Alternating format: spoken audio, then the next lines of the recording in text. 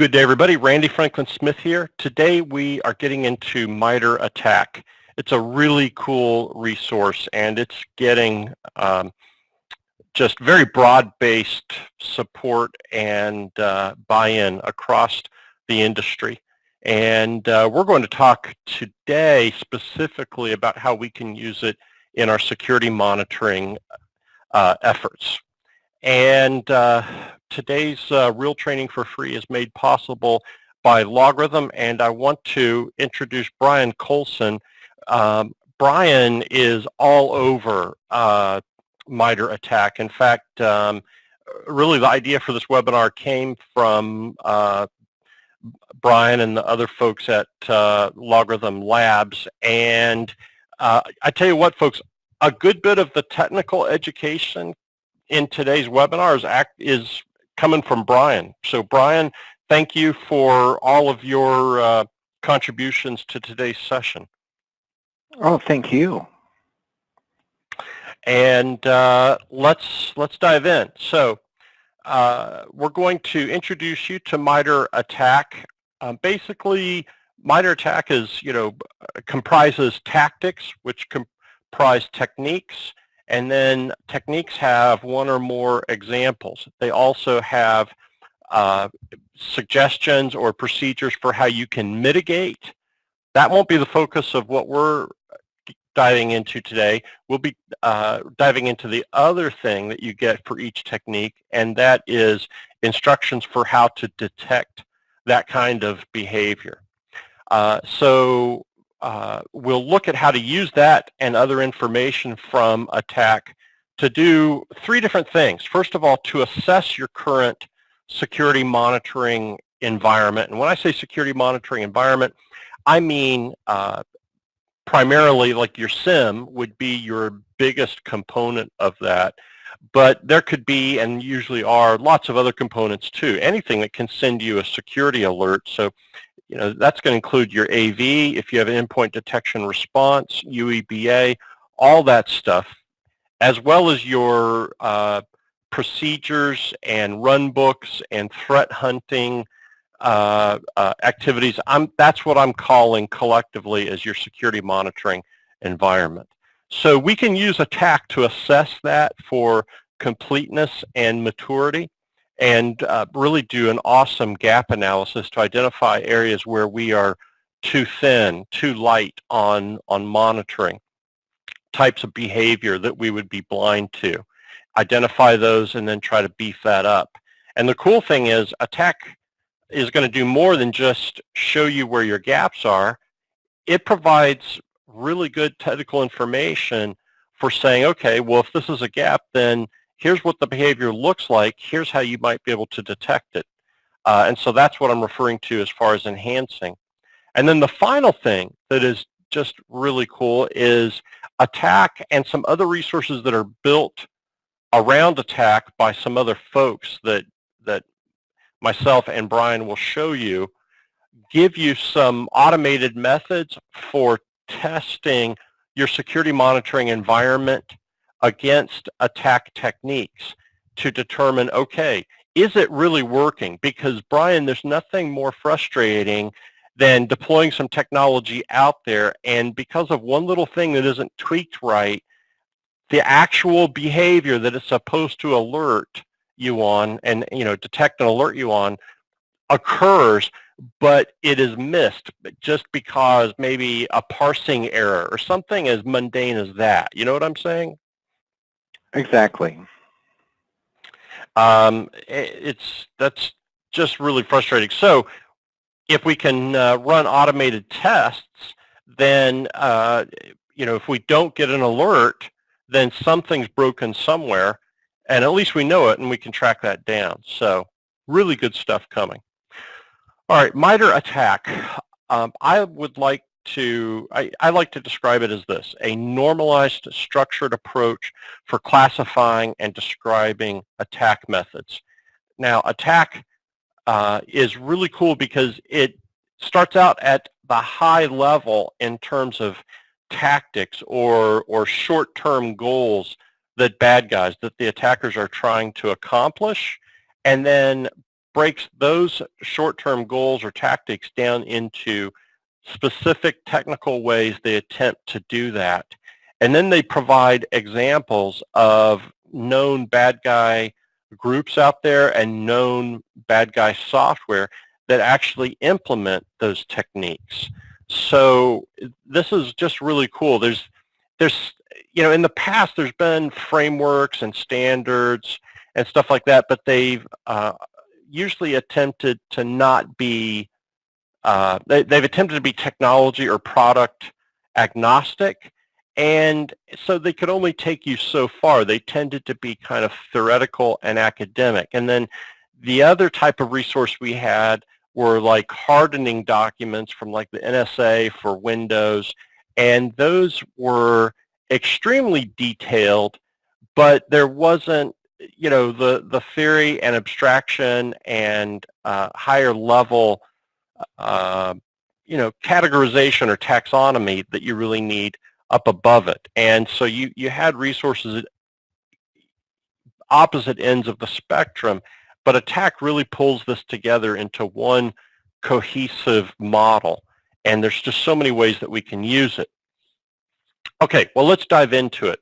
Like I said, at the highest level with Attack, you have tactics. Now, here's just one tactic, one short-term goal that a bad guy wants to accomplish usually, and that is to gain persistence, so that if we reboot the system, or the process starts or stops and restarts, or if the user logs out, logs back in, the attacker doesn't want to lose control of that system. So they've come up with all different kinds of ways of gaining persistence and being able to do that sometimes in a stealthy way.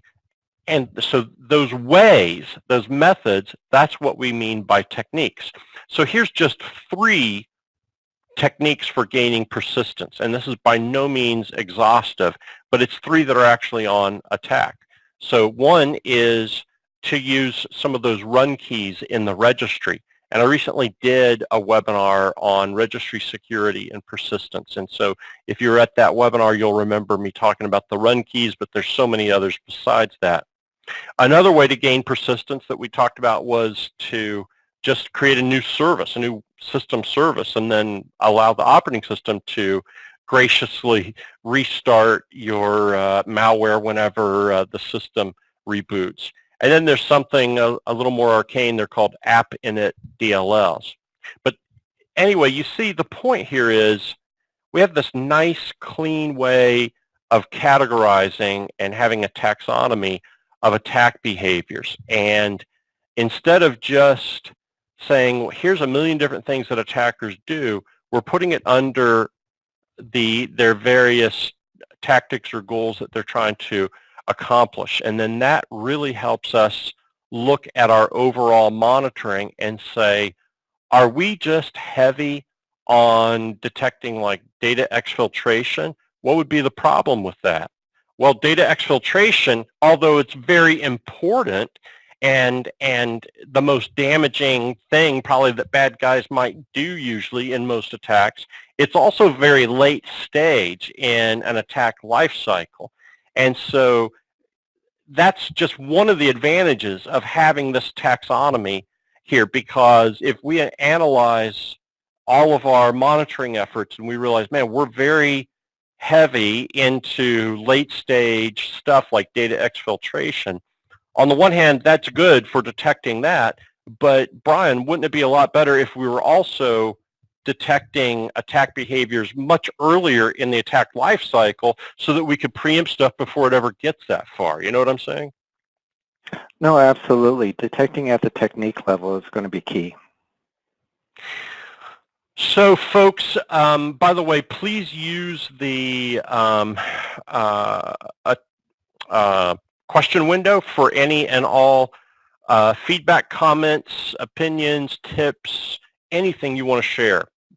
We'll try to work as much of it in as we can. Charles asks about the spelling of attack. So no, that's not just for fun. That is how MITRE spells it. So that's all I can tell you, Charles. That's the right way to spell attack in terms of this, when we're talking about MITRE attack. Let's see here. Now, in attack, you can drill down into any one of these. For instance, we could drill down into registry run keys, and they're going to give us a bunch of examples of either known threat actors that use this, but also known malware that uses this, or known, attacker toolkits that use this behavior. Oh, wow, Steve. See, this is why I always invite folks to share information. Somehow this totally flew over my head. Did you know this, Brian? What attack is, in fact, an acronym, Steve says, as well as John, for adversary tactics, techniques, and common knowledge. Wow, I'm not embarrassed to say that I just missed that one. Did you know, Brian? I did. Sorry, I was on mute there. But yeah, it's listed directly on their website as well, too. If any audience members are curious about it, that's attack.mitre.org, and it explains a lot more as to what an acronym is, and of course also gets into the matrix and all that fun stuff that we'll be covering, too. That makes me feel a lot better, because I was always like, that was kind of arbitrary just to stick an ampersand in there, but I guess that shows you how poorly I read nowadays. I don't know. Okay. Well, are you wondering what's the overall breadth of what attack covers right now? Well, here's all of the tactics. There's about a dozen. Let's just walk through these real quick. And these are roughly in the sequence of a typical attack lifecycle. Now, folks, I say roughly. Some of these will overlap and come in a different sequence. Also, not all of these are used in every single attack. For instance, exfiltration. If we're thinking about NotPetya was strictly destructive. I'm not aware of any data exfiltration that it did, or for that matter, I'm not sure it really needed any command and control. It just went in there and started destroying things. And for what that's worth, that is one thing conspicuously maybe missing right now, and that is destructive actions out of tactics. So that's something to think about in the future. I'm sure it'll get added as time goes on and we see more software like that. Okay, but obviously, first thing that happens in an attack is to gain that initial access within the network or within the target system. And so this is like this is usually what a lot of attackers or a lot of hackers and security people call usually the exploit phase. So it's like that first buffer overflow that you put into an Adobe PDF that allows you to start running just a little snippet of bad guy code. And then that little snippet of code goes on into the next part of the process where we want to download a larger piece of software, get it deployed, get it persistent, and so on. But initial access, in fact, you know what? Let's pull MITRE up as we're talking about it and just go check out some of those.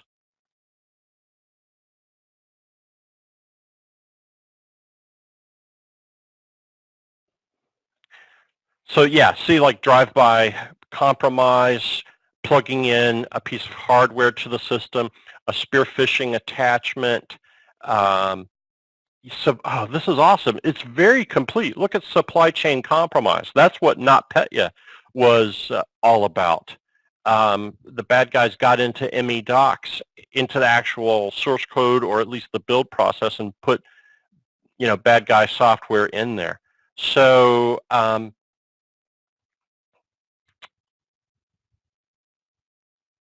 very cool stuff. So that's just the beginning, initial access. Now, execution is once we have gotten resident on that system and we've gotten past the initial access, and we are going to work on what do we do next? Do we work on persistence? Do we work on lateral movement or discovering what's on that system?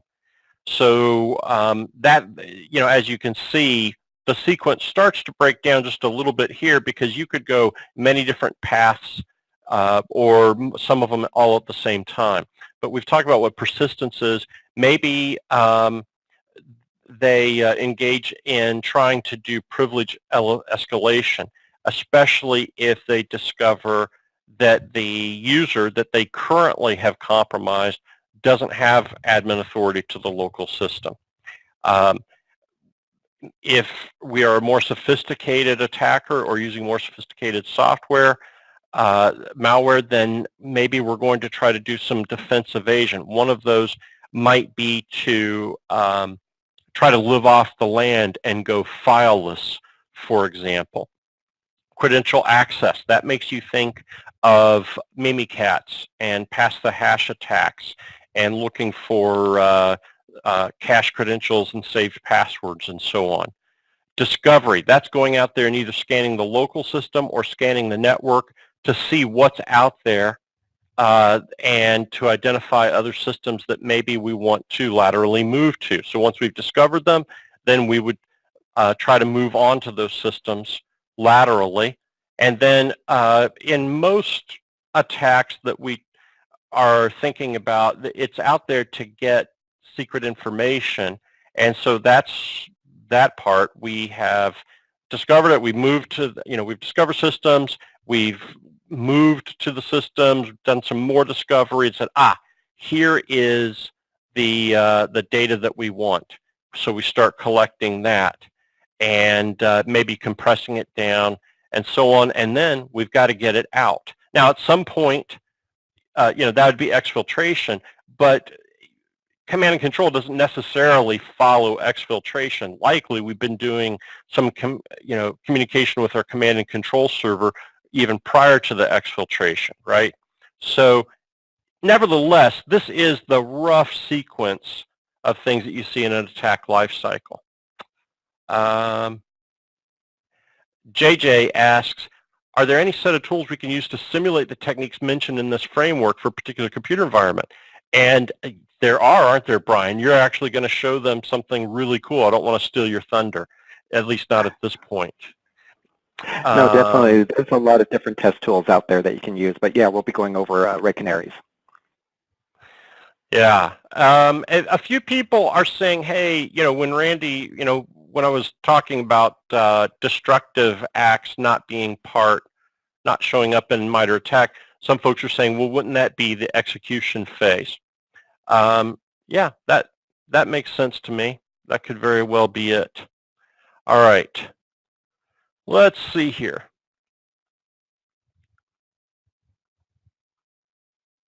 So those are all of our tactics, and that basically covers all of the individual steps or goals that bad guys are trying to accomplish as part of their larger overall goal. Now let's just take one of these and drill down into it in a little more depth. Let's go back to persistence and look at everything that attack already includes in terms of persistence. And by the way, this isn't just Windows. There's also techniques out there for Linux as well, and Mac as well. Let's go over to Windows. And I was interested just to see, since I had recently done a webinar on persistence, to have a look at how complete they are here. And I was, I was pretty happy with what I saw. Let's just pick one of these and drill down into it. And I think the one that I wanted to drill down into was the one I'd brought it before, yeah, registry. Now, of course, folks, my goal here is not to teach you about persistence or registry run keys. My goal is for us to get down to brass tacks in a couple different places within MITRE Attack so you can actually see to what level of detail this framework goes. Here we go, registry run keys in the startup folder. So this is awesome. It gives you a list of the run keys and also a list of the places in the registry where you have those startup folders, which pretty much give you the same capability for persistence. And then they give you a bunch of examples of either bad guy groups or pieces of software that actually do this.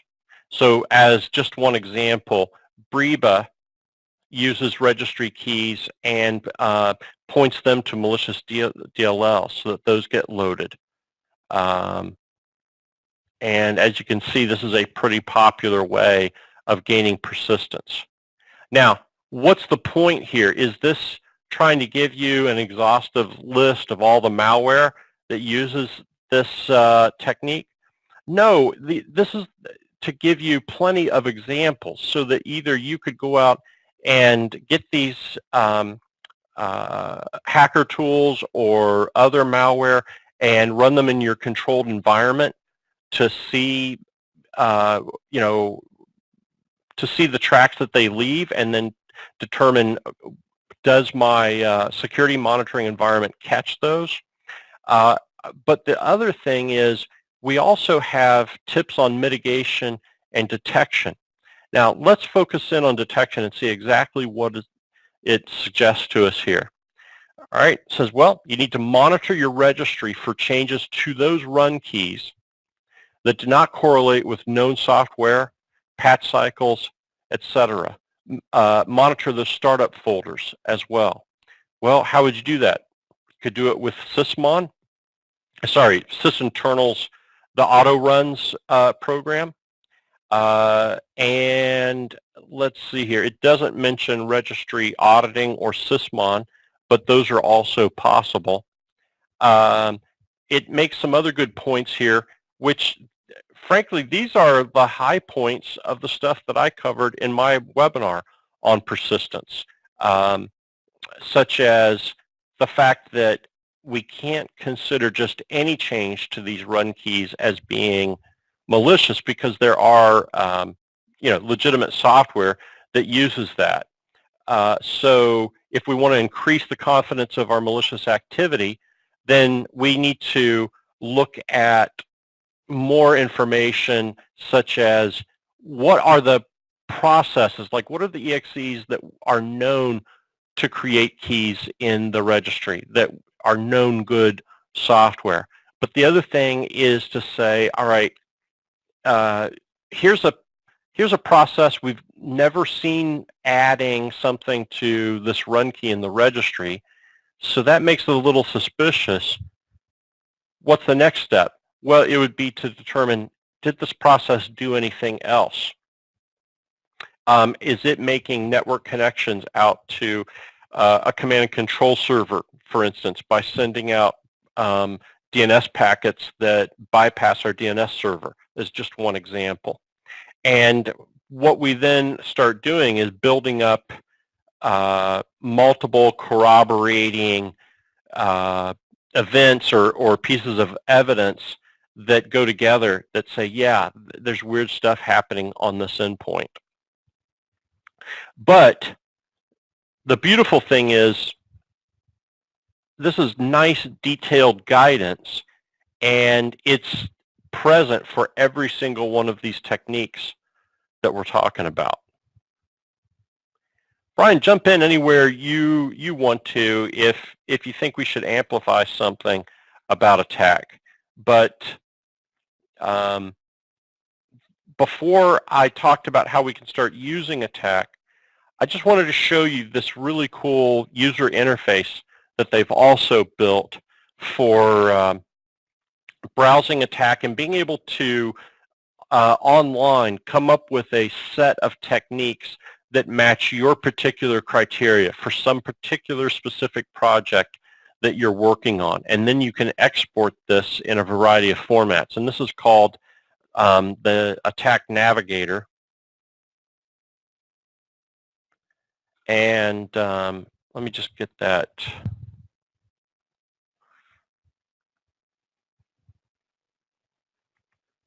Get that link real quick. I had this opened in my browser, but of course,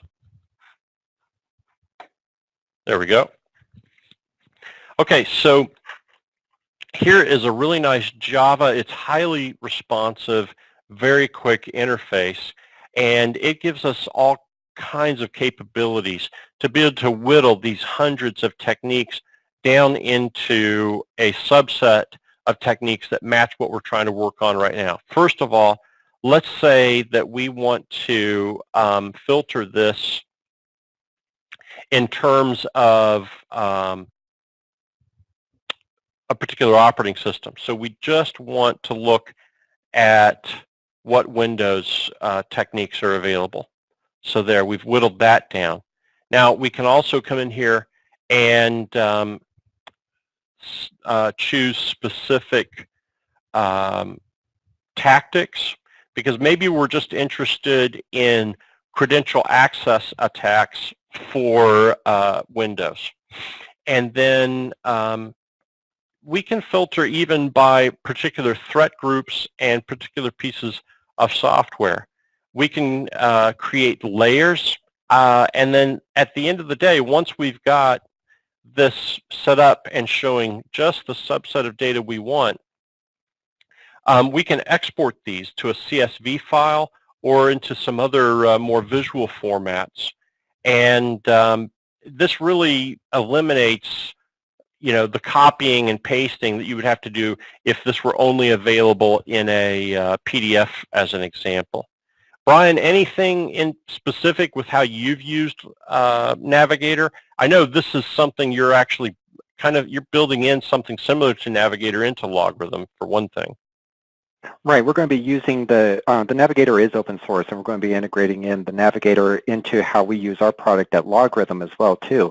But just as we went through the technique side of things and built out our gap analysis, we also use this as a way to quickly see which techniques are underneath which tactics, but also to see some techniques are under multiple tactics.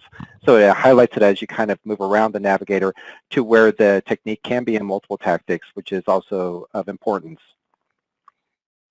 Yeah. So it's a nice tool. There's no additional content. It just gives you a really power user level way of browsing and filtering down the content. All right, so how can we use Attack? Well, it's actually very broad. We're going to zero in on kind of one particular area, but just think this would be great if you're doing red teaming and you want to know, are we using all available methods? Go to Attack and find out. Do you just want to look at your Security Operations Center and your threat hunting capabilities or current efforts and see, what do we look like in terms of that and what the rest of the industry recognizes? That's great for maturity assessments. But let's zero in on using MITRE Attack for enhancing and even designing and assessing your overall security monitoring effort or environment. And then the other thing is keeping it up to date, because MITRE is not a static document. It's dynamic, and they do regularly update it to fit the changing landscape in bad guy world. So we're going to talk about, first of all, using MITRE Attack to do a gap analysis against your security monitoring environment. And then that's, with those gaps, then the next step is to make enhancements. And then finally, let's test our security monitoring environment to see if it really does alert us when attack behaviors occur. So how would we do a gap analysis? Well, basically, we want to take everything we're currently doing. What logs are we collecting? And then even more important than the logs and other streams of security data, maybe packet flow and so on that we're collecting, what kind of checks are we running against those? So what kind of, in a typical SIEM, you're going to have something along the lines of an alert rule, or maybe you've got dashboards or reports that you review on a daily or shift basis. So that is what I would consider there, and take each one of those and classify them in terms of, for instance, if we are monitoring our run keys and other registry keys related to persistence, then obviously we would classify that as an effort to detect based persistence attempts. Are we, if you go through there and you see a rule that says, oh, we are reviewing whenever we see the Windows security event that says a new service was added to the system. Okay, if we can go look in Attack MITRE and we'll see there's yet another technique that we can check off there. And Brian, what I would really do is probably go into whatever comments or descriptions or names that I could on those attack rules, and I would flag them with the code number that Attack MITRE gives it. I mean, is that something you guys do? Does that seem reasonable? Because once we've made this categorization, we should memorialize it. So, like, where is my registry? Yeah, it's ID T1060. So I would put that right there into my SIEM, into the comments, or even into the name of my monitoring rule. Thoughts on that, Brian? No, definitely. At LogRhythm, we're doing that within our SIEM product in the description field. So when the technique is observed, you'll see that within the web UI dashboard, and when you click on the event, you'll see the additional information about the description, and they will have that information out about which number it is. Also, companies like Red Canary also reference that number for their attack simulations as well, too. And you know what I'm thinking is down the road, like the next step would be to do analysis where we say, for a given endpoint or for a given attack, how many of these tactics are lighting up right now? You know what I'm saying? Because, like, okay, something added to a registry run key may be malicious. It may just be something we've never seen before and legitimate. But if we light up for this given endpoint, that lights up persistence. And if it doesn't light up anything else on that endpoint, there's nothing else, no other events lighting up something for that endpoint, okay, that's not such a big deal. But if we happen to look at that endpoint and not only is persistence lit up, but execution and lateral movement or credential access is lit up as well, then I'm starting to get far more interested in that particular endpoint or in that user account. You know what I'm saying? And so this is the other value of having this stuff categorized. Mike says, yeah, as in a threat rating. Yeah, because the more tactics that are lighting up for a given entity, then yeah, we could push up its threat or risk rating. Yeah, exactly. So that speaks to not just having the ID, but being able to also know which of the tactics each one of these alerts corresponds to. Okay, so once we do this, we want to be also looking at it from the other point of view, and that is, sure, you could go to each alert rule or each dashboard and say, these are the techniques and the tactics that it maps to, but I also want to be able to pivot and say, for a given tactic, what am I monitoring? How many different techniques am I monitoring across my whole security environment? And that's what's going to allow us to identify gaps. We're going to look here on the matrix, and we're going to say, you know, we're covered really good in terms of credential access and exfiltration, but we're not doing hardly anything in terms of persistence. And look, that's much earlier in the attack sequence. So that's a gap. Now, the next step then would be to move on to enhancements. And I would say prioritize the techniques that are identified in your gap analysis, and then go to those techniques in MITRE Attack and look at the detection content. And you know, the first step is, are we currently capturing that information? And that's something you're going to talk about, Brian, is, you know, there may be new logs, and there may be logs from different systems that we're not even capturing yet, that the detection content in Attack would bubble up to us. So for instance, we're not going to be able to check for persistence on workstations unless we're getting workstation logs. That's just one quick example. And so then the next thing to ask is, well, looking at what MITRE Attack tells us about, let's just go to this one. So for DLL search order hijacking, what does it tell us about detection? So file system changes, and DLL loads. DLL loads. One of the only ways you can monitor that is with sysmon. So, you know, the question then is, are we currently getting sysmon logs? Do we have sysmon installed? Okay, yes it is, but our SIEM isn't, maybe our SIEM isn't getting workstation logs. Maybe that information is just being funneled directly to a log management system where we're just, you know, dumping bulk logs.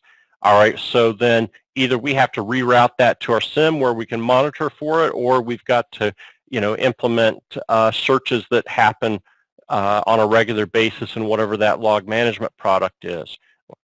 Next step, obviously, to implement it and then to test it. And then that's the final way. That brings us to testing. Because you don't want to just set up an alert rule or a dashboard and conclude that no news is good news. With any of my monitoring efforts, I want to periodically send a tracer down that pathway and make sure that that alert rule lights up when it sees it. Now, the cool thing is there are folks out there, such as at Red Canary, that have put together automated scripts, or have put together scripts, I should say, that allow you to automate the testing of different techniques in MITRE. So you don't have to go out there and perform these steps manually. And okay, great, you did it manually one time, but what about the next time you want to test it? If we've got scripts that are already rebuilt, we could even potentially rerun these tests on a regular basis. Basically what we're doing is a drill. We're making sure that somebody is watching the radar and calls up the kernel when a bogey is spotted. Bottom line from my point of view then is MITRE Attack is very cool.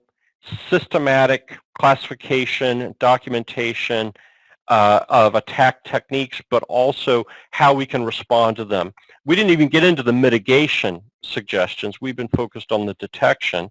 But just using that, you can use that to assess your security monitoring, to keep your security monitoring up to date, and to prove to yourself that your security monitoring is prove to yourself the efficacy of your security monitoring. Now let's see this in the real world with the SIEM. Brian has been working with other folks at LogRhythm Labs to really build Attack and the matrix deep into not just LogRhythm, but also with an understanding of Windows event logs and stuff like sysmon and the security log and the system log. And he's also been doing a gap analysis of what LogRhythm monitors. And I commend LogRhythm on that effort. That's a responsible thing to do. And then I guess, Brian, you'll tell us what you're doing with the gaps that you've discovered. So let me turn things over to you. All right, thank you. There you go. And folks, you're going to see some very good educational stuff here, aside from what LogRhythm does as a product. All right, and can you see my screen okay? Just want to double check before I get going on it. Yep, you look good. Okay. All right, thank you.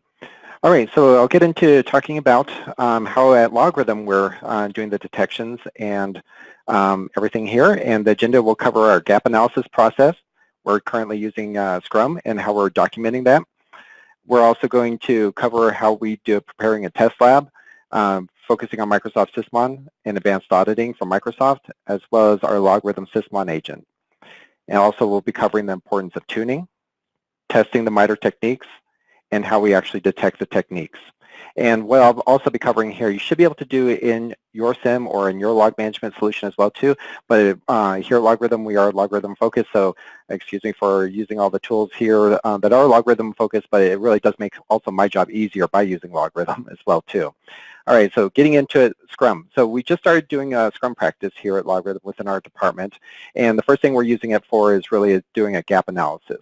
So we have identified over approximately 240 techniques within the MITRE framework, and so from there we discovered that there's some overlap in a few of them as well too. So we created 235 user stories that we'll be identifying and going through the whole process of detecting whether or not LogRhythm can actually detect the technique.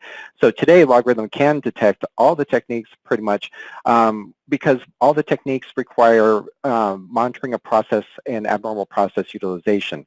So through the process of whitelisting or trending on processes, which is some of our rules within the LogRhythm product today, definitely you can. We're getting into the details of it now to which technique is actually being detected. And that's what we're working on and creating new rules to identify these techniques. This is a quick screenshot of kind of our Confluence page, which we are going to be making public to LogRhythm customers here shortly. This is the same page we're working off of that will go over each of the techniques. It will have additional information as to whether or not it's in progress, we're working on it or not, and also to references externally from LogRhythm as well too, such as the MITRE Attack, and there's the technique ID, as well as to any testing that we come across that we're using within our methodology. So for example, here, there's the Red Canary link to the same technique 1035. So our test lab, well, first we need logs from the systems in order to be able to detect these techniques.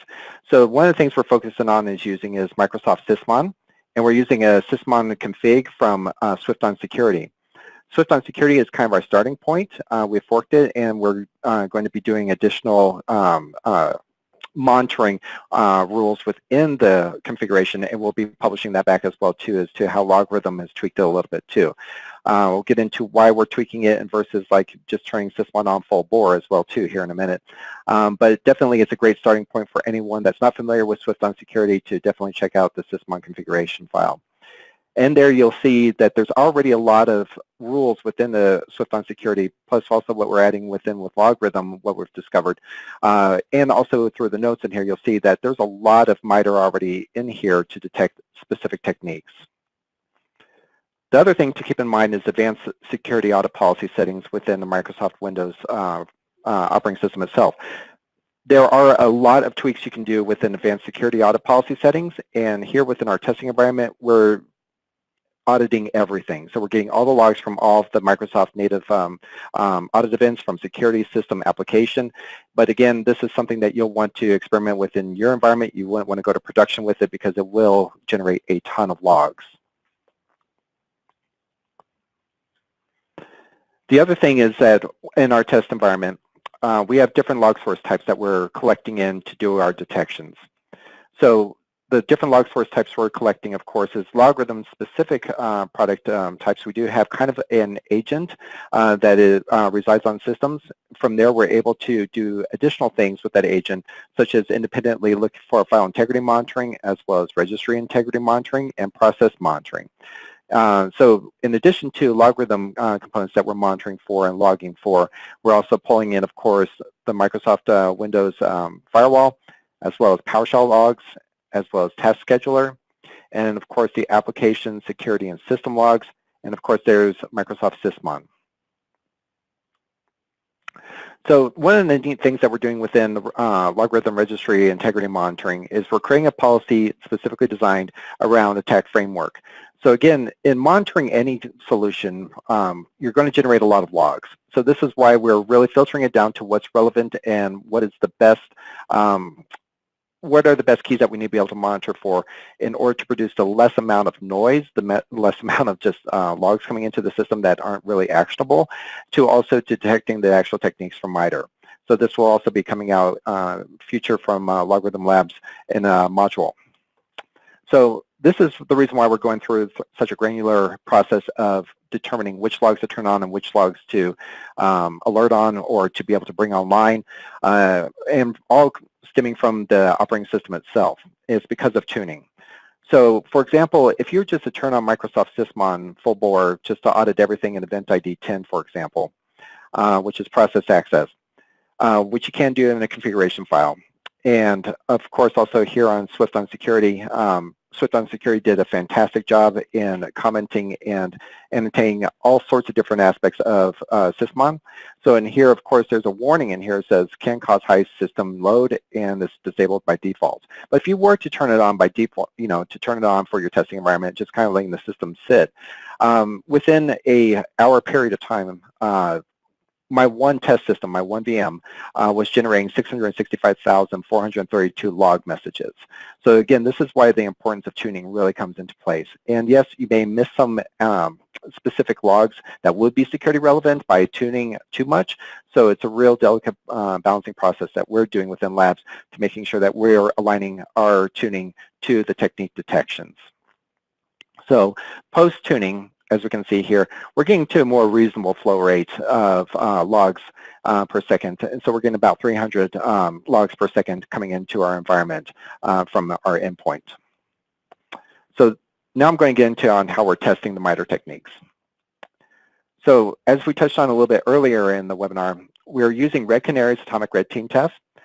This is something that they have open sourced, as well as they invite the community to contribute back, and at LogRhythm Labs will definitely be contributing back as time goes on. They've come up with a really nice testing framework, most of which are easily done within your environment through command line or PowerShell actions.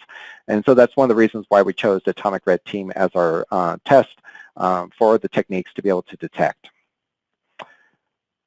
So focusing on a specific one, Atomic Red Team, for the technique of 1035 service execution, there's one test within their test, and this is what we did. So we execute a command as a service.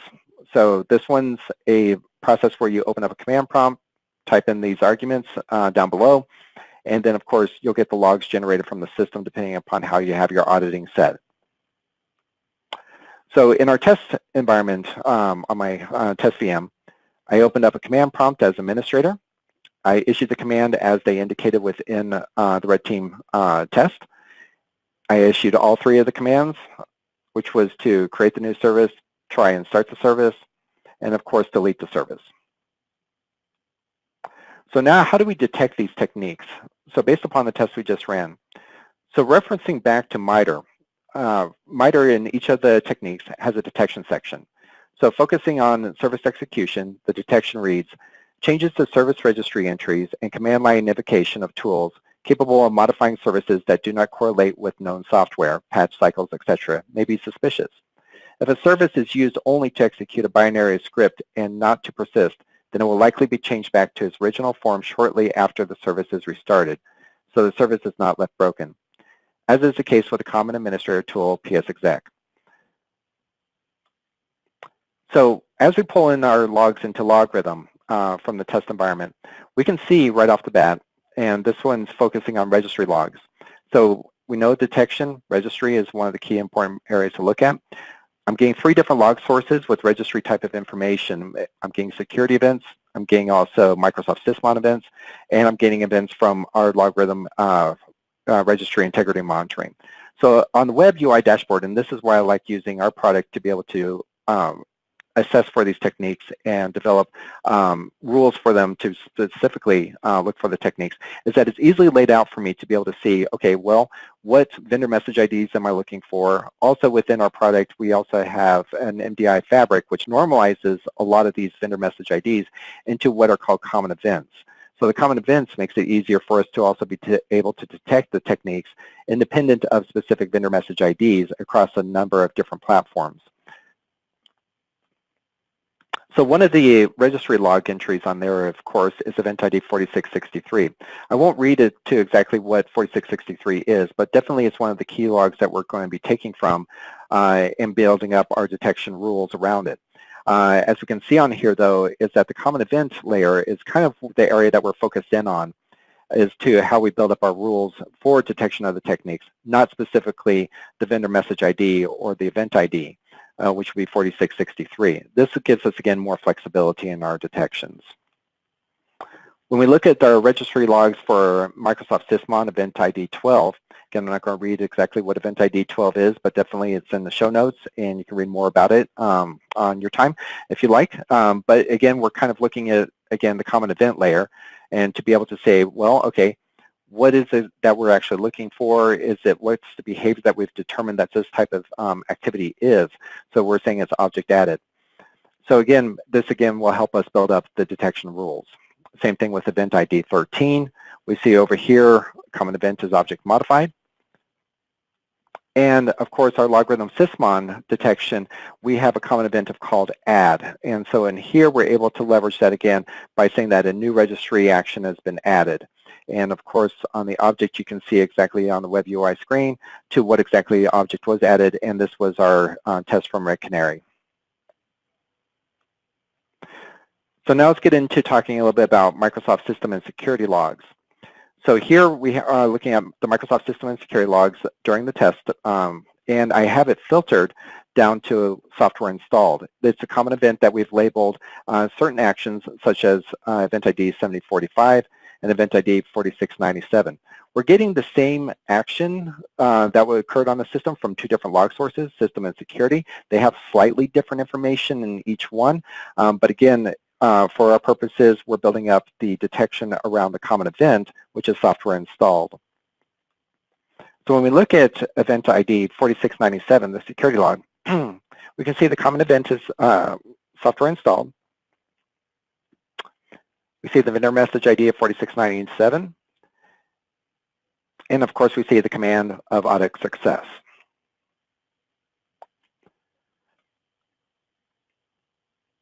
So now we want to look at, is there other ways to look at this too? So if I'm going through the process of understanding which technique is generating what kind of log data, and also I want to understand, okay, well, I know the command prompt or the command line that I gave the command prompt. Well, is there a way I can be able to narrow down my logs to be able to see, okay, well, what is actually capturing that? And yes, so if we filter in by the command itself, we're able to now see the same kind of logs over here, which is that Sysmon 8 security are the 2 logs that are displaying the command within LogRhythm. So when we go down to the next screen, we'll see over here that in the web UI, we have the command easily visible here. And also it's visible within the detail section of the actual event itself. Of course, also Microsoft Sysmon gives us a little bit more information, which then you can pivot off of, which is session information, which is also just good for investigations. So here's 4688. This is a security log. And when we look at it, of course, we see the command that we executed. Of course, also the vendor message ID over here as well, too. The object is also listed here too, which is also can be used within LogRhythm to help pivot off of, as well as being able to create rules off of. So this is Microsoft Sysmon Event ID 1. So Event ID 1 is process creation, and this contains a lot of great information. that we use within LogRhythm Labs. Of course, it has the command. We also know that it's classification of startup and shutdown around process service started. So this really helps us being able to, again, create rules that really focus into the type of behavior that this type of thing is looking for across a number of different systems, process service started, that isn't necessarily maybe Windows agnostic. It's more towards multiple operating system and detection, as we can take in multiple operating systems like Mac OS, Linux, and so forth. So this helps us being able to identify still the same type of technique without having to focus in on the specific vendor message ID or the event IDs from the systems itself. We're also able to gather in specific things around like the parent process command.exe, which will definitely help us understand whether or not this is normal use or abnormal use as we proceed down our technique detections and then getting into the procedure detections. As we take in all these relevant log sources and logs into the SIEM, we're also then extracting them and we're building use cases. It's kind of like what Red Canary is doing around their testing, where they have all the different tests that you can run either through command line, PowerShell, and whatnot. We have a project within LogRhythm called Echo, and we're able to take in logs that are observed and specifically choose which logs we want to use within our test case, what log source types that are applied to them, and be able to then replay these log messages so we can test our rules. We can also then chain these use cases together to also emulate an adversary. So a specific adversary may use multiple techniques. We can chain these together in such a way where we can emulate a specific known adversary according to MITRE Attack, and being able to then demonstrate on how LogRhythm rules work, as well as to make sure that our next step in detecting the process around the procedure, we're able to create proper rules that would detect and say that this is likely more lateral movement than suspicious lateral movement type of thing. So inside there, again, this is more of a detailed look at within our Echo logs. This is how we can modify each one of our logs, as well as being able to duplicate them if we need to reproduce multiple types of behaviors and whatnot. It's all within Echo.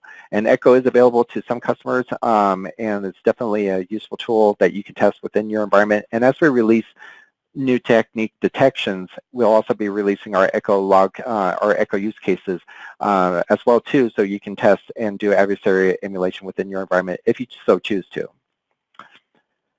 So now I'm going to get into how we actually build our AIE rules to detect this type of technique. So this technique that we're focusing on, of course, we saw in our previous logs, is that we're looking at for software installed on a system. And so in LogRhythm, we do a log observed. And from there, we're saying specific log source types that we're looking at to help limit exactly, instead of like looking at, because again, we take in all log source types into the SIEM, we want to focus it on and making sure that the AI rule is only applicable to the relevant log sources that would generate software installed in our case, and it just makes the rule a lot better. Here we're also grouping by, so you can get additional information when the rule does fire, by the user origin, so what user was affected with this. Also the host impacted, so which system this ran on, as well as also you get the log source information as well too. This one has a multiple rule block, and then the second rule block we're looking at Registry Add. So the reason why we're chaining both of these together is because software installed is it can be a normal process. It can also be a noisy event within your environment, depending upon if you allow users to install software or not, or general application updates like Firefox getting an update or whatnot. So we're chaining this also with the fact that software is installed, which we're getting good information from, but also we're chaining it to a registry change. In this case, Registry Add. And so we're blending these two together to create one rule that they would definitely detect service execution according to what MITRE is describing in their description. So here we talked briefly earlier on the call about how we are applying the technique numbers within our description fields. So when this event fires, so if you alarm on this event, you will definitely see this additional details. And this additional details information contains such things as the technique, also the tactic involved, when we created the rule, and also if you want further information on it, we give you the link directly to the technique from MITRE so you can read more information about it if you so choose.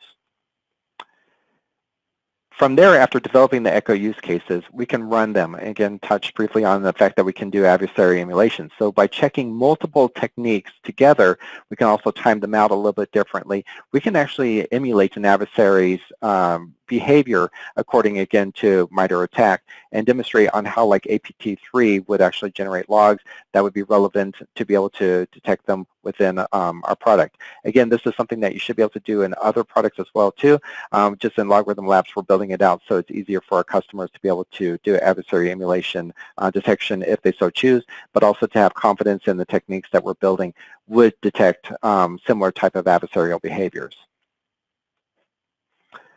Here's an example of one of our alarms firing. So based upon the rule we created, this rule will generate an alarm. This alarm is called execution, service execution. Again, we're going by the tactic and technique naming convention of MITRE Attack within our naming convention, so it makes it easier to identify the tactic, execution, and the technique, service execution. And then the details in the inspector, we have a lot of information here, but not overwhelming and so. But we do get the relevant information. Again, we're blending two different logs source types. We're blending registry integrity monitoring, plus we're blending in like security as well as system and sysmon type of data together. And in one event card here, we can see that it is affecting my Win10 system. We also see that the user is Brian Coulson, myself, of course, doing the test. And we see the object, we see what registry key was actually added. In this case, we see the service name from the Red Canary test that we did.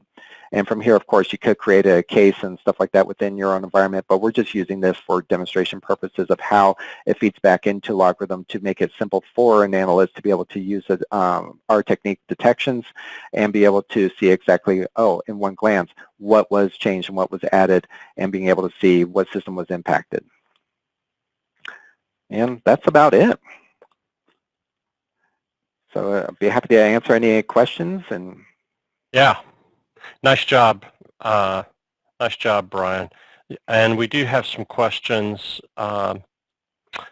Let's see here. Paul asks, do you find the object access logs to be too noisy? They are noisy, aren't they, Brian? Well, definitely. I mean, that's the thing that we're finding about all these techniques is from MITRE pretty much, is that a lot of the detections come down to normal system use. The question is it normal in your environment? So what we're trying to do is blend down the different type of techniques, and the detections we're doing is making them a little more tuned. We're trying to say not just object, object added, object access, whatnot, because again, that's normal behavior. But how does it apply to MITRE's technique? Now, even when we get down to the detection of the technique level, they can be noisy as well too.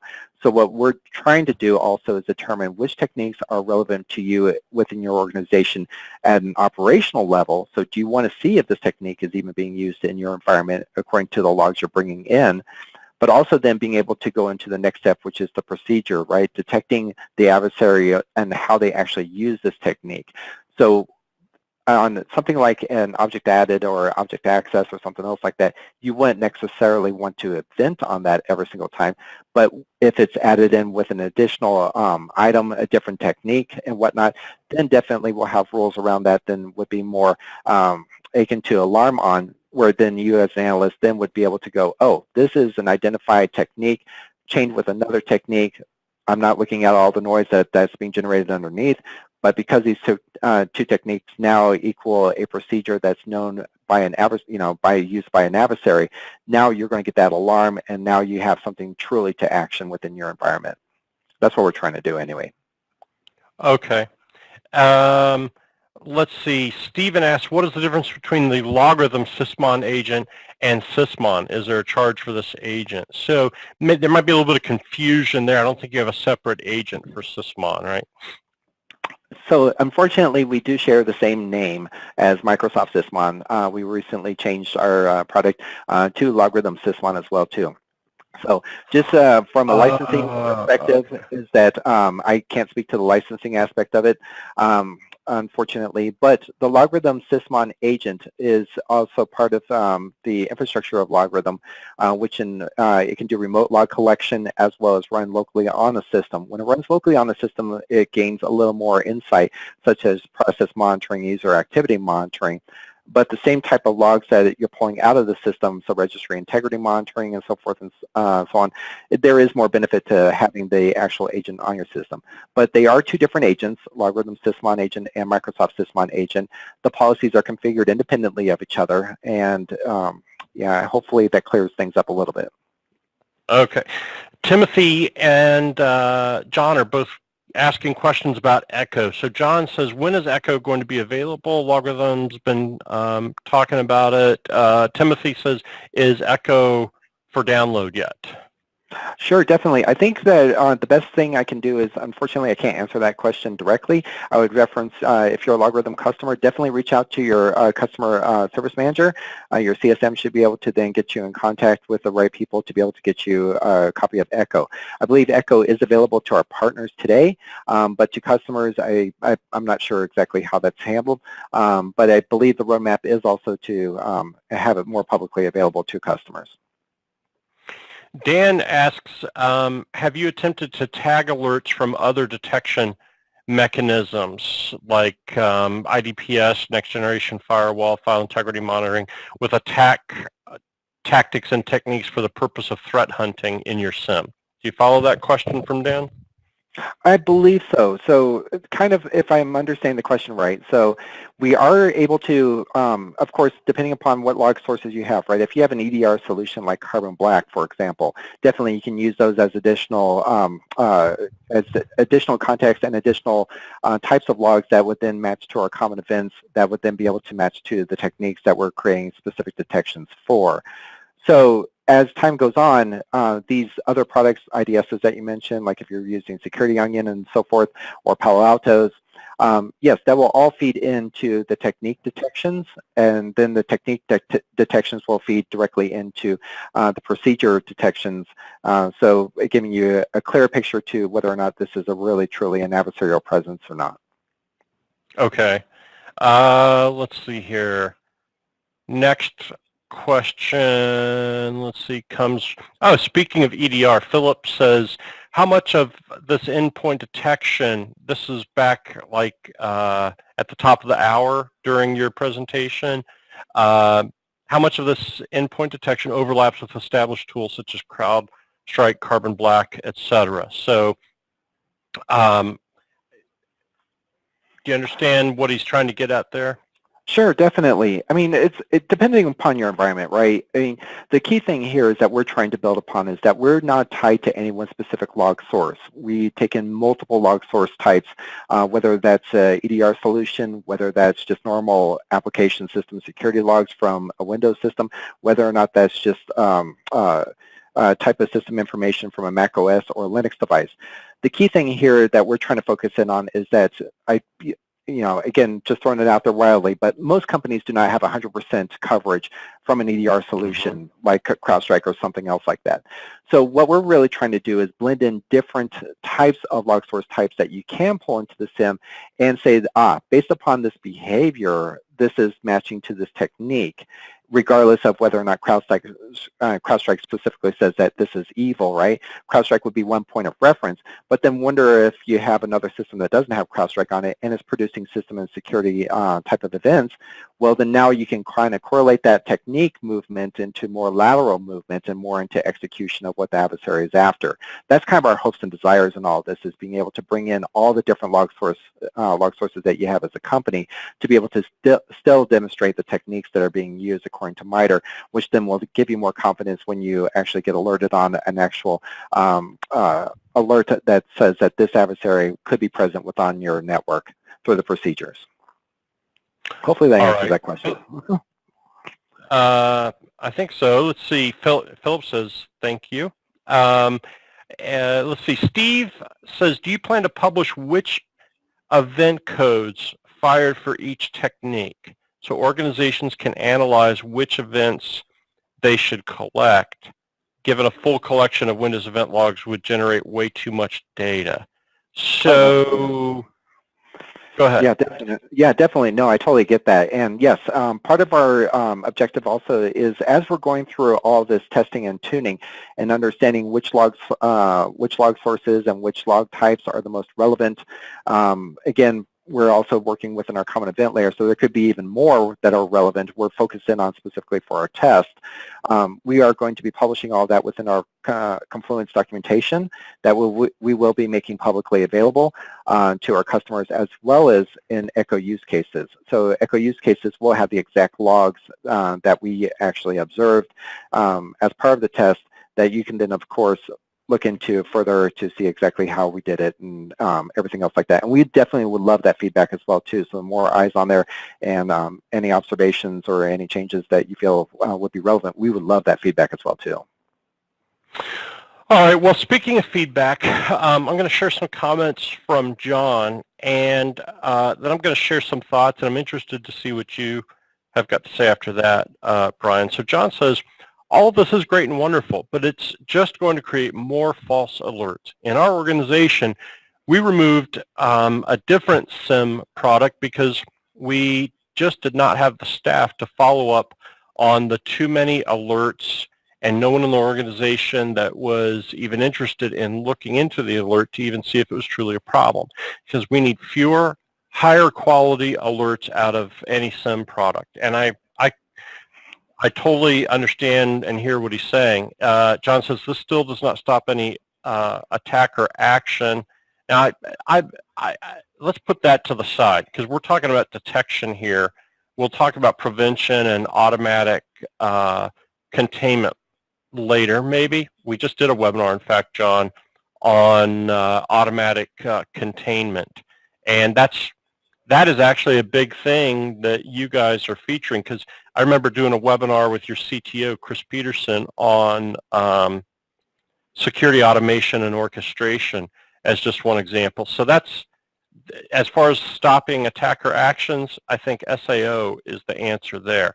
But I totally hear what John is saying about being too noisy and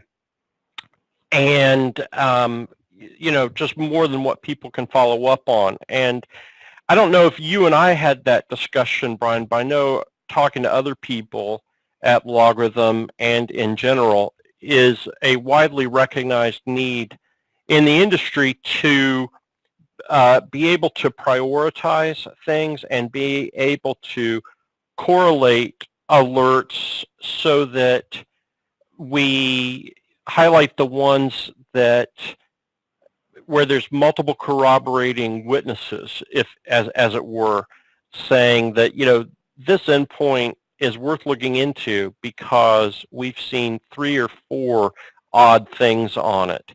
And being able to have that capability instead of just having a flat scalar list of security alerts in isolation from each other to follow up on. So Brian, have you got thoughts on that? Oh, sure, definitely. I mean, the key here is alarm fatigue, right? I mean, that's kind of a big, you know, it's what all analysts feel. And before I came to LogRhythm, I was an analyst, and so I worked within a SOC. I did many other things as well too. But yeah, definitely, alarm fatigue is a huge one. So I definitely feel that pain on there, and that's why we're definitely focused in on when we create our rules here. We're not alarming on these rules by default. So what these rules are intended to do is to demonstrate the technique, which then you can run reports on. You can do type of operational web UI dashboards on that would then show all the different types of events that are occurring with your environment, but not alarming in your environment. And this would be one of the key things for an operational type of team to be able to look at. How often is PowerShell being used, which is one of the techniques that MITRE calls out. Well, PowerShell by itself is not inherently evil, right? And it shouldn't be something that should be alarmed on necessarily, but it is something that you should be aware of. So that's what we're coming with all the different AIE rules around the techniques, is more from an operational stance. The next step in our process on here is coming up with those highly effective rules that then the SOC analyst can action without the noise. And those are going to be what are called our feedback or progression rules within AIE. So when we see multiple types of techniques occurring, they will lead to a progression rule or a new rule detection that says these techniques that we're observing that can be noisy on their own, that you wouldn't want to chase down and alarm on by default. Well, now they're feeding in because the behavior is adding into these additional techniques, which is showing that this is likely more of an adversarial presence, and then that's what you should alarm on. And then that's what you, as a SOC analyst, would then be excited to go chase down instead of all the nuances and noise of lower level types of alerting. Hopefully that answers that. Progression rules. No, I think that's really good. Yeah. Yeah, that's cool. So is that just like a numerical magnitude progression, or could we say, I want to know once I've seen three alerts or 3 events of different tactics, right? So I'm covering the gamut of tactics, not just a bunch of techniques from within the same tactic. Do you follow me? Right, definitely. More likely, I mean, this is still within the fleshing out phase of things, right? So this is going to be in our future work. So I'm just kind of speaking from the hip here. So don't hold me to whether or not we're going to be going down this road or not. But kind of the general thought on it right now is to kind of do more adversarial emulation. So again, leveraging MITRE ATT&CK and all their different APTs and whatnot. But when you go into the MITRE ATT&CK and you see, okay, well, APT3 deploys these types of techniques within your environment. And all those techniques may not be across the same system. They may be across your enterprise. So we're going to be taking it more from the stance of when we look at progression rules type of thing is more of behavioral chaining. So when we see this technique followed by this technique followed by this type of technique across your enterprise and over time, then this is likely going to be this type of adversary and more you know, at the root of it, right, we're going to say that this is more than likely something that you should pay attention to in your environment, more so than just looking at like, well, this technique is weighted at a 5 and this technique's weighted at a 10. I mean, the thing is, most of the techniques are really normal operating behavior, you know, for the operating system that it can do, such as like PowerShell. I hate to keep on picking on PowerShell, but it's an easy one to point out, which is that PowerShell is in everyone's environment. It's widely used, but is it normal use in your environment? So really chaining that within an adversary and then how an adversary uses PowerShell in addition to what technique before it and after it or so forth and so on. That's how we're going to be building up our progression rules in order to help you as an analyst ascertain whether or not this is something really important to go chase after. Okay. All right, so Timothy just says, can you link to the Confluence site? We can once it's public. And so this is TBD, but it is going to be available in Q1 as far as public to LogRhythm customers. Today, again, it's primarily we're just fleshing it out. We're getting stuff made up. So starting next quarter, we're going to start releasing our MITRE ATT&CK technique detections, as well as the documentation, echo use cases, and so forth. We're going to start releasing that in a Scrum type of sprint, so every 2 weeks type of release, and all that will be available publicly to LogRhythm customers, sorry, starting within Q1. All right. Now, Edgar, does LogRhythm have native integrations with Tanium signals, such which use attack framework as well? Sure. Now, unfortunately, I cannot speak to Tanium. I'm not familiar with the product personally. I am aware of what the product is, but so the key thing here is that within our product, the SIEM, we're able to take in any type of log source. And we do already have normalization of log sources across a whole different types. Unfortunately, I don't know the status on Tanium, whether or not that's a supported log source type or not, but it's definitely something that can be discussed further with your CSM or within any of LogRhythm sales if you're not a LogRhythm customer yet, and they would be able to help answer those types of questions. But the rule of thumb is if it generates a log, we can absorb it. If we don't have currently detections or current parsing for it, either 2 options. Of course, LogRhythm will definitely make its best effort to create parsing for that new log source type. But also, the nice thing about the platform at large is that you as a customer can also create custom MPE rules for processing of log source types. And as a customer of LogRhythm before, I did that a lot as well too. So there would be specific things that I would want out of a log log message that wasn't normally normalized, it's something that would be just really one-off, right? But I was able to create a custom log processing rule that then could take that information, and I could work with it a little bit differently as well too. So that's a nice thing about the LogRhythm platform, is its flexibility, that even if we don't natively take it in, you can create rules for it. Of course, also LogRhythm will create rules for it eventually if we don't currently support it. And of course, all that then feeds into the fabric and of the whole AIE engine detection, which then plays into the detection of the techniques and whatnot. Hopefully that answers that question. I think so. I think the other aspect was, and this is a really good point, that as more and more vendors embrace MITRE Attack, then there's going to be synergy with them being able to communicate, like Tanium or if Carbon Black, for instance, could tell you when it sends you an event, if it could tell you not just this weird exe was, or a buffer overflow was detected or something, but also we've already classified that as such and such technique.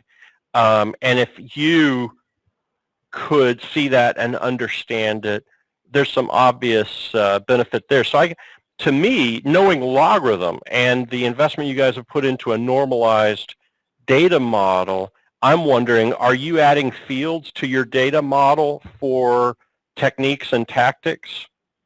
Oh, sure. Yeah, definitely. If a EDR solution like Carbon Black or something else like that tagged within their logs that this is a specific technique or tactic, absolutely, that's something we can leverage. Even if it's an ID, not an actual name in there, if they aren't saying service execution, but they're putting an ID message in there that indicates service execution, absolutely, we can map to that and be able to help identify that in the technique framework of what is actually being identified by the vendor. Again, it's up to the individual vendors to produce that log message that then, of course, can be absorbed within your SIEM and be able to then also be able to correlate additional activities across different solutions as well, too. Some products do allow you to create custom log messages as well, too. So like if you had, oh, gosh, now my mind went blank all of a sudden, but if you had any kind of solution where you can create custom log messages, definitely as you identify certain things, well, even within Carbon Black, right, you're creating watch lists. If you create a watch list for a specific type of technique, absolutely, that's something that then could be identified within the log message, and being able to then take in the LogRhythm and say, okay, well, this applies to this technique, and of course, then adding that to our other technique detections across the board. So hopefully that answers that question. Great. And Robert says, I think Robert's a LogRhythm user. He says, yes, LogRhythm has parsing and normalization support for Tanium via syslog. So good news there. Thank you, yeah. Vikrant asks, do you have integration with Facebook OS query module? I don't know why exactly Vikrant is asking that, but I'll go ahead and pass it on to you. I'm not familiar exactly whether or not we do or don't. I mean, the nice thing about, again, LogRhythm is if you can create a log either through API call or whatnot, if you can get a log, we can absorb it within LogRhythm platform. So that's really the key thing here, is that however you generate that log. And this sounds more to me like not a log source, but maybe we want to go out, we want to reach out there, maybe by email address and go look up, does this person have a Facebook account? What kind of information is there about them? And you could do that with your custom actions and whatnot. Right, definitely, yeah. I mean, so yeah, contextualizing further outside of LogRhythm, that's something you can do within our Smart Response platform. Also, there's a new thing within our LogRhythm Web UI, which able with our latest release, you're able to now go also integrate additional things like looking up for virus total a hash within the platform as well too. So you can do API type of call outs to other third parties and being able to integrate that back within LogRhythm into a single pane of glass, but of course you're reaching out to the other third parties to help contextualize additional information. So although I'm not familiar with Facebook, that would be something interesting for the type of query. I'm sure it could be something done within the API calls out or smart response. All right. Yeah, John says, sounds like the question about Facebook is about receiving data from a webhook. Oh, interesting. Stevie says that OS Query is a data mining tool. It's by Facebook and not for Facebook. Okay, thanks, guys. That's something we can look into a little bit later, maybe. So Robert, a while back, said, I'm curious about your statement about going into production with full auditing on, as it will generate too much traffic. So what is the recommended approach, as we're not going to implement this in test environments? So the thing with that, if I can jump in there, Robert, is when you start playing with audit policy and start turning more auditing on, you should do it in a subset if you have to do it in production. And really, it only makes sense in some ways. You're going to have to test it in production at some point, because there's no way that a test environment is ever going to have the same activity load that a production environment will. So even if you do use a test environment, you're not going to have a realistic picture of what audit data is going to be produced in your production environment. So in my mind, that speaks for doing a limited rollout in your production environment and profile what kind of impact and how much data you're producing and so on. Brian, thoughts? Oh, definitely. I mean, there's ways to kind of estimate exactly how much log data you're going to be producing, but it really depends on your environment and your users, right? So one of the things, for example, to highlight that a little bit more, right? So when I was originally doing Microsoft Sysmon, and we were doing basically turning everything on, what I noticed is also if you use another sysinternal tools like Parkmon, and Process Monitor. Well, Process Monitor constantly is making calls and querying all sorts of things on your system. Well, that in turn is also feeding back into Sysmon for logging all those activities. So if I have a Process Monitor running on my system, which I do as just my normal system, right, and I'd just like to see the little graph on there and also be able to see other things that my processes are doing at times. Well, if I'm running that as a normal user, but I'm one user out of 100 in your environment, that one user could be generating 1,000 times more logs than all of your other users. So it really comes down to a use-by-use case. I would recommend when you roll these out, definitely do them by department. So start with your key areas of importance, like your finance, your executives. HR is a great area to be able to focus in on, because they get all sorts of information from the internet, you know, like unsolicited doc files and whatnot. Starting with those types of environments and really tuning it to those environments and then spreading out, versus a wide enterprise rollout, just, you know, and logging everything and then getting your SIM to blow up because you got too many logs from a particular user like myself. That's good advice. And I think that's where we will conclude, folks. We're at the bottom of the hour. From your questions, I'm getting the sense that this was valuable to you. I hope it was. I'm really excited about MITRE Attack, and I'm going to try to tie in my future webinars when I talk about like a specific type of activity, be able to put it into context as far as what tactic and what techniques does this map to in MITRE, as just one example. And the other thing that I'm super interested in exploring more is detecting when we see multiple tactics showing up from a given process or a given endpoint or user account. Because like I think it was Robert saying, there's, you know, we need to be able to prioritize and be able to reduce how many things we're putting in front of our humans to investigate and really optimize their efforts. And I'm thinking this may be a really good way to do that. So anyway, Brian, thank you for sharing information and showing us what you're doing with MITRE Attack and how you're putting it into work. It gives us a lot of good ideas, and it's cool to. I'm interested in seeing what's coming next with LogRhythm and your efforts with MITRE Attack. Excellent. Thank you so much. And again, I appreciate the time. And if anyone on the call needs to reach me, you can reach me at my email address at brian.colson@logrhythm.com. I'm happy to answer any additional questions, and any feedback you have as well. I definitely welcome that as well. All right. Thanks, Brian. Take care, everybody, and we'll be in touch again soon. Bye-bye for now.